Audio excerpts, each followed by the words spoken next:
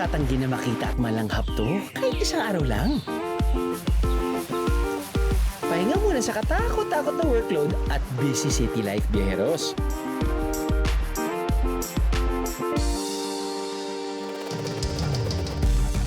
Man, saan ka punta? Road trip. Ang ating dadayuhin, ang pangalawang pinakamaliit na probinsya ng bansa, ang Isla ng Camiguin. Pero huwag maliitin, dahil ang ating biyahe mula sa ilalim ng karagatan. Palangoy sa dalampasigan. Man, this is a tourist dream. Ganda ng location, ganda ng panahon, perfect. Bahon sa mga bukal, paakyat sa mga talon, hanggang sa tuktok ng bulkan. Madulas mga biyahero. Kaya pa. Wala yun. Saan yung zipline dito, sir? Pero syempre, makukumpleto ba ang biyahe kung hindi natin matitikman ang ipinagmamalaki nilang mga pasalubong at putahe?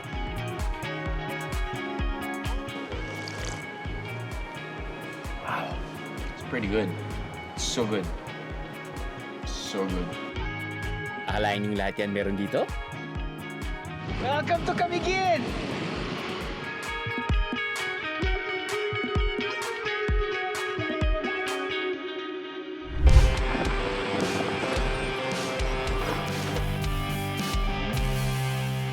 Makukumpleto ba ang Camiguin experience kung hindi bibisitahin ang kanilang pamosong White Island?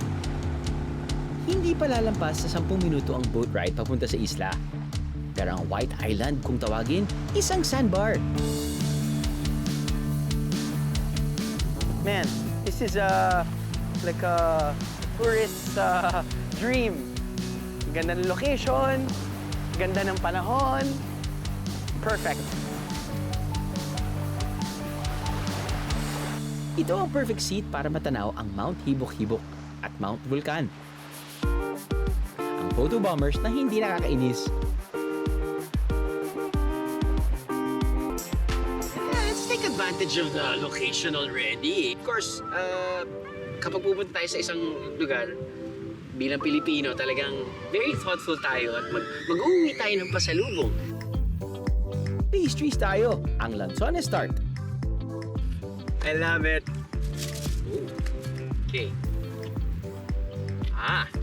So meron din silang parang siopaw. Kapag may marka, baka yun yung malalaman mo kung anong klaseng flavor. So I'm guessing kapag may red mark, it's Lanzones flavor. Nice. Nice, good-looking tart. Parang sombrero. Tingnan natin kung crunchy siya o anong texture. Sa totoo lang, mahirap gawing flavor ang Lanzones. Hindi lumalabas yung totoong flavor ng Lanzones. And I'm just being honest. I'm not saying it's bad. It's actually pretty good. But, kasi naman yung Lanzones flavor, hindi sobrang overpowering, hindi masyadong distinct katulad ng orange. Sipin nyo na lang, tart siya. At sa loob, may jam. I'm just being real. Hindi umuusbong yung Lanzones, but it's still pretty good. Although, kapag gusto nyo talaga mag-uwi ng Lanzones, mag-uwi na lang kayo ng prutas ng Lanzones. Kung gusto nyo talaga ng Lanzones. Bilang ito raw ang home of the sweets Lanzones, dapat lang na masubukan kung gaano katamis yan sa aming Lanzones, sino ang mas mabilis? Lagay mo dyan! Saglit lang! Ha? Oo, saglit. Ito? Kaka-feature ko ng Lanzones eh. Oo. Lagi tayong ganito eh. So, paramihan lang tayo. Oo, yan. Yung buto ba kakainin din natin? Diskarte mo, babait yung buto eh. Teka lang, sir. Teka. Eh, ganun, sir. Saan dyan? Yan. Okay naman, yung ano. Okay na. Okay. Okay, Sige. Game, sir. Game. Hindi ko alam kung paano magbilangan dito eh. Sige. Ano? 5, 4, 3, 2, 1. Meron na pala ng Lanzones dito? Ang tamis! Ang tamis! Ang tamis! Sir, hindi po kinakain yung balat, ha? Pag kumakain ka pala ito, yung maliliit. Parang kung minsan yung pinakamalaking tilapia, walang lasa. Mas okay mga maliliit na tilapia, parang gano'n. Oo, sir. Kasi yung maliliit, yun pala yung less yung walang buto. Panikwento ka, hindi kailangan natin. Pinakamadamihan nila tayo. Hindi ako kita inyo. Pugi ka lang talaga. Pugi ka. Pero napansin mo, sir, sa isang Wala nga. 5, 4, 3, 2, 1! Sino bang nanalo? Ito kasi sir, siyempre ikaw yung host. Ah. Pogi ka na. Ah. Camera malaki, iksi lang. Grabe naman to. Teka, nasaan ang BND team? Aba, iba pala ang agenda nila ngayong umaga. Kung ako underwater, sila naman sa tuktok ng bulkan. Kung kayo ay mahilig sa hiking, hindi dapat palampasin ang pagbisita sa Mount Hibok-Hibok ng Camiguin. Pero take note, Biheros, maglaan ng higit sa isang araw sa isla kung gusto nyo itong akyatin. Kaya ng BND team? Good. Kapuy. Uwi na tayo. A few moments later. Isang oras kalahati na. Naka-isang oras kalahati na tayo. May tukod pa ako nito. Masakit yung mga binti kasi first time eh. Matapos ang mahigit 2 oras ng paglalakad, tsibog muna kayo guys. Kaya niyo yan. Kayo pa ba? Teka, sino yung bagong biyaherong kasama niyo? Mula jump off hanggang sa pag-akyat, sumusunod siya sa BND team, kaya naman pinangalanan siyang... Dahil siya'y nakikisali. Hinihintay din niyang tuwing may nahuhuli sa team. Good dog, Sally. Guys, watch and learn.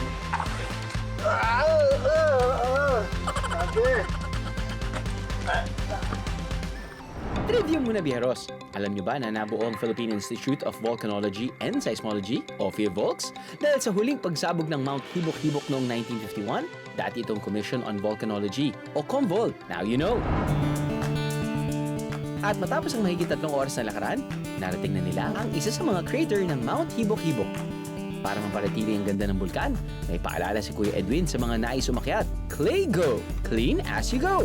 Dapat ang mga plastic bato, mga basura, pag-akyat, pagbaba na naman, dadalhin naman bababa para walang maiwan dito na kalat. Habang mga halaman tulad ng awapuhi o shampoo ginger na nakita ng BND team, kunan lang ng litrato at huwag pitasin. Ang hindi dapat na palampasing tikman kapag nasa Camiguin, ang ipinagmamalaki nilang version ng ginataang manok, surol.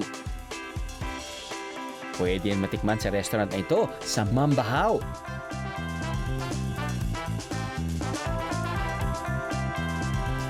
Chef, tirayan na natin surol na to. Babalita ko, it is mga pinagmamalaking soupy dishes dito sa Camiguin. Sige, Chef. Game. Igigisa muna ang bawang, sibuyas, at luya. Sunod ang native na manok. Lalagyan ng gata, tanglad, at oregano. Lulutuin lang ang manok hanggang lumambot. Saka ilalagay ang mga pampalasa. Lalagyan ng bell pepper at hihintaying maluto ng kalahating oras. Paano nagluluto ng sarong dito? Minsan nilalagyan nila ng papaya. Parang... Nilalagyan ng sitaw, parang gano'n. Okay. Depende sa... So parang ano nga, depende sa tinola. gusto mo. May lansones. Nilalagay ba ng lansones? Hindi na siguro, no? Hindi ko. Kapag kumulo na, ilalagay na ang angkakang gata. Ihulog ang dahon ng sibuyas at hintayin lang ulit na kumulo ang gata. Tikiman time! Pero save the best for last muna para matakam kay Biheros. Tikman muna natin ang 2 pa sa bestsellers ng kainang ito. Sizzling sinigang. Yeah, thirsty lahat yan, ha? Sizzling sinigang. Salamat po. Thank you, Kuya. Sabi ni Kuya, sizzling sinigang. Ay, di tirayin naman natin itong sizzling sinigang. Baka may tumingin na pa ng sizzling sinigang na to. Sizzling sinigang.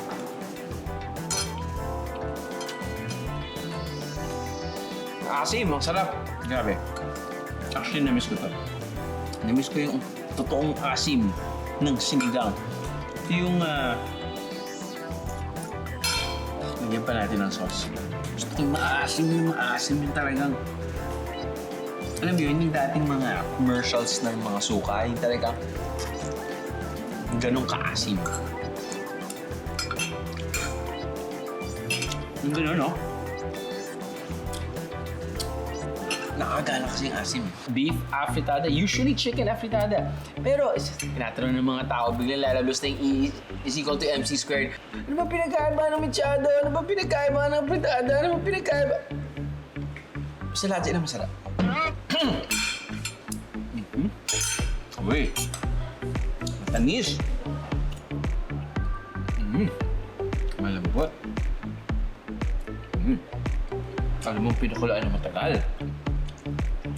Plus yun. So on the sweeter side siya. So alam mo talagang Filipinized. Now, dito ako excited. Ito yung tinatawag nilang surol. Alam mo naman kasi kapag native chicken yung ginagamit, mas malinamnam. Kahit na wala siya masyadong meat. I don't know, there's something about native chicken. Okay, this is it. Huwag na natin gamitin yung spoon. Ganda naman yung kanilang tasa eh.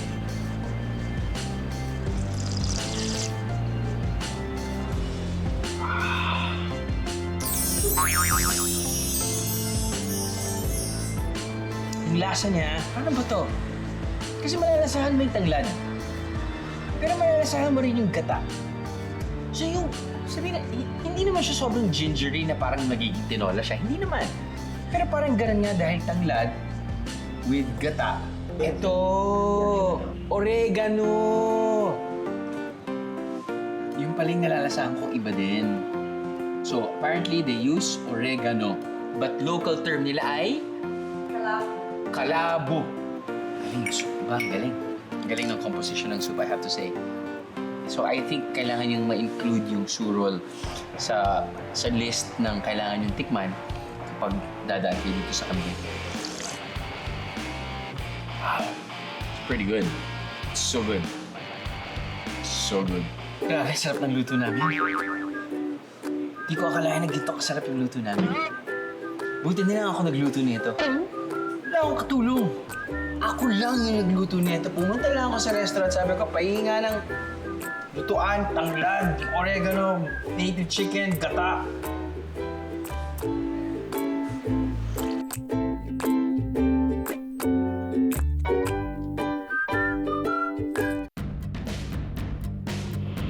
Mula sa ilalim ng dagat at tuktok ng bulkan, ahon na tayo pabalik sa kalsada. Biyahing Sunken Cemetery na tayo, biyeros.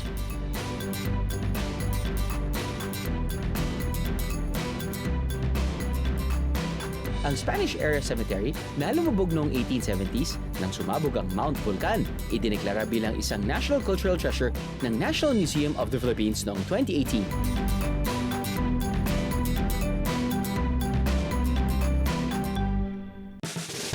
Bago ituloy ang biyahe, stop muna! Morning! Kiping! Ay, nako, na-miss ko na yung kiping. Bagong luto po ba yan? Yun, yung sauce, na-miss ko yung sauce. Magkano po isa? 12. 12? Opo. Sige, kuha po ako ng 5. Na-miss ko to ah. Yun! Ano nga pala po yung ingredients ng sauce? Gawa sa ano, sir? Niyog at saka asukal. So yung asukal, medyo ano to? Brown sugar po ba? Brown sugar. Brown sugar. Tapos luto. Kala nyo sa akin ang lahat naman. Hindi naman. Some scroll na yan. Oh.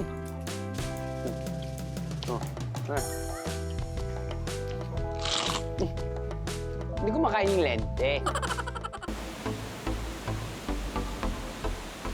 Nakaka-refresh din maligo sa malamig at tubig ng falls.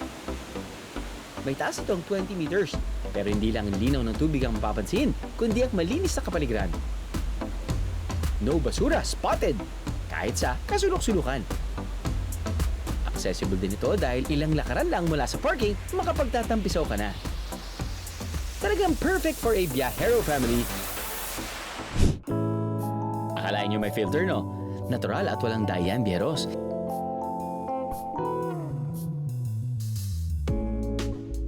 Ito ang Macau Spring.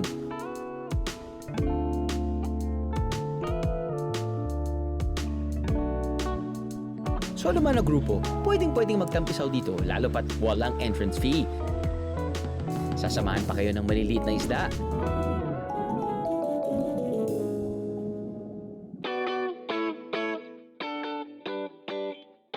Malilimutan ba natin ang pasyalan for our little biheros? Teka nga muna sandali, for kids at heart din naman pala. Makikita ito sa Taguines Lagoon, isang artificial inland lagoon. Man-made ito na ginawa talaga para sa fish breeding purposes. Dahil sa lawak nito, binuksan na rin ito para sa turismo. We actually don't have an entrance fee. Totally free for everyone. What we offer here are the rates for our water recreational activities. Bukod sa inflatable water park, meron din silang stand-up paddleboard, single and tandem kayak, at pedal boat na good for two o pangisahan kung kagaya ka ni Mong na gusto ng me time. Ang researcher nating si JP, hindi naman mukhang nag-enjoy. Habang ang cameraman nating si Dodong, feel na feel mag-emote. Why naman nag-emote ang person? Meanwhile, JP, anyari?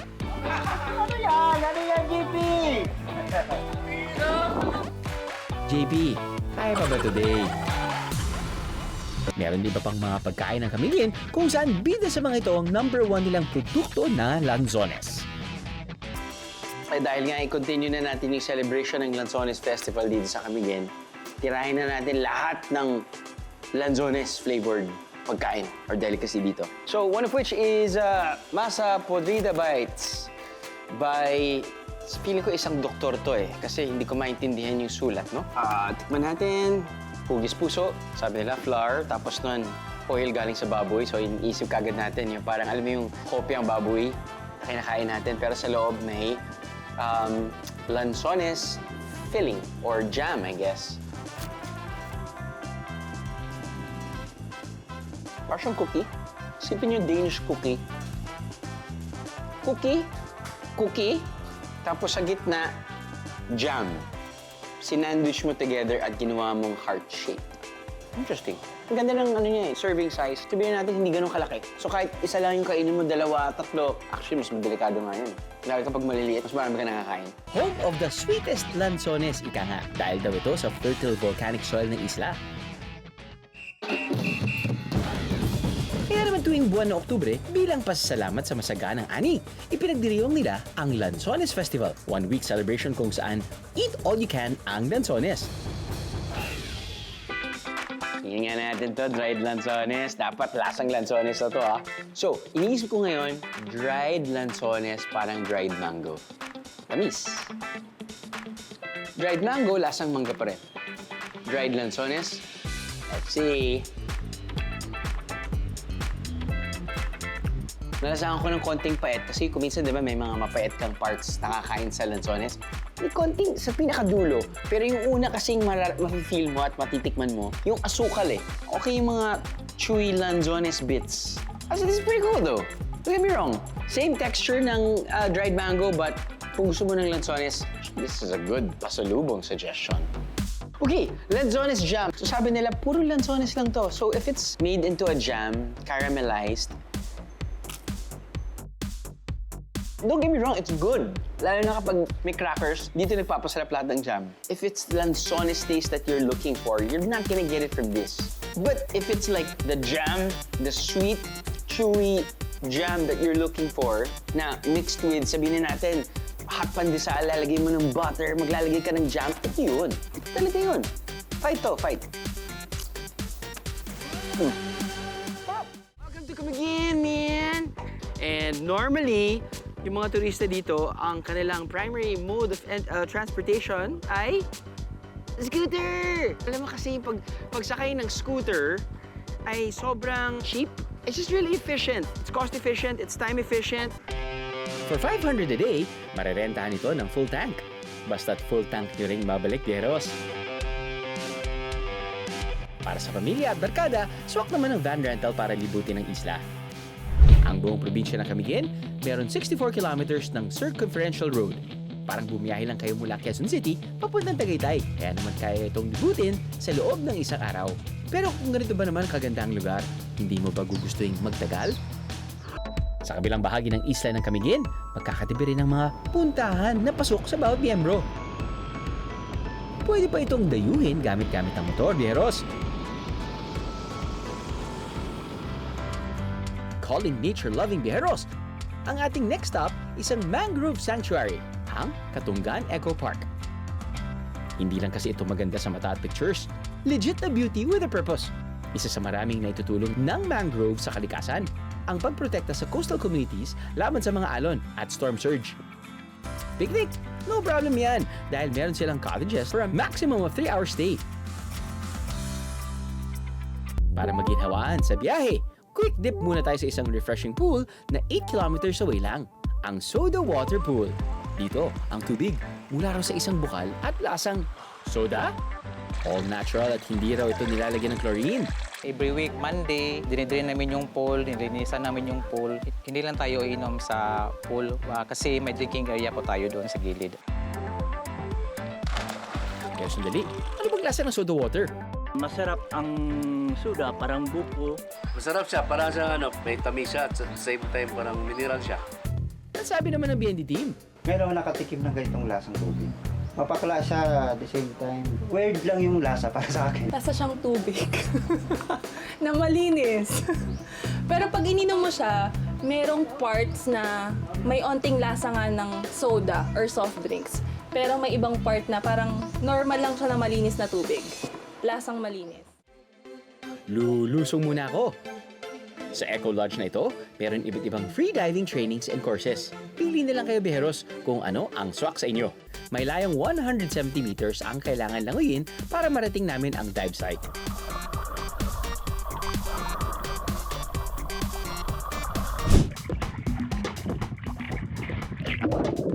At narating ko na ang dive site na Gypsy Rover. Mahigit 20 years na raw mula nang lumubog ang sailboat na makikita rito. Ngayon, nagsilbi na itong artificial reef.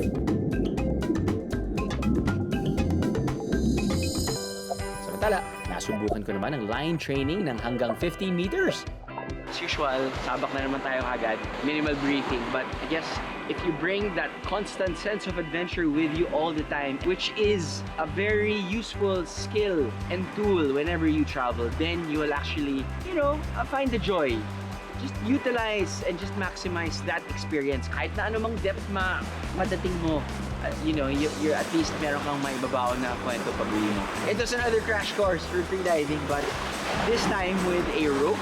This one, may konting technical side. Like, we started off with 7 meters. How you actually hold the rope, how you become more streamlined in order to have lesser drag pagpababa ka ng tubig. Another reminder not to think of time, not to think of how deep you are, but just enjoy the moment. And I think that kind of helped me when I was going to 7, going to 10, going to 12, going to 15 meters. Syempre, we also have limitations because of our limited experience. But more importantly, we enjoyed the experience and we can't wait to do another freediving experience in some other place than the beautiful Camiguin.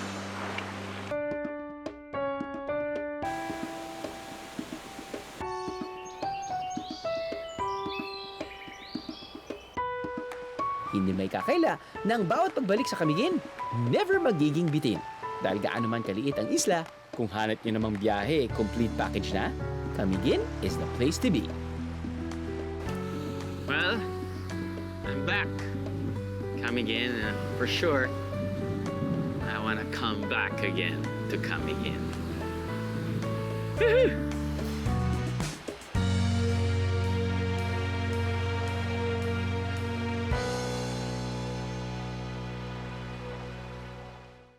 Ano, nabitin ka sa biyahe? All you gotta do is just subscribe to the YouTube channel of GMA Public Affairs and you can just watch all the Behind the Drew episodes all day, forever in your life. Let's go! Yeehaw!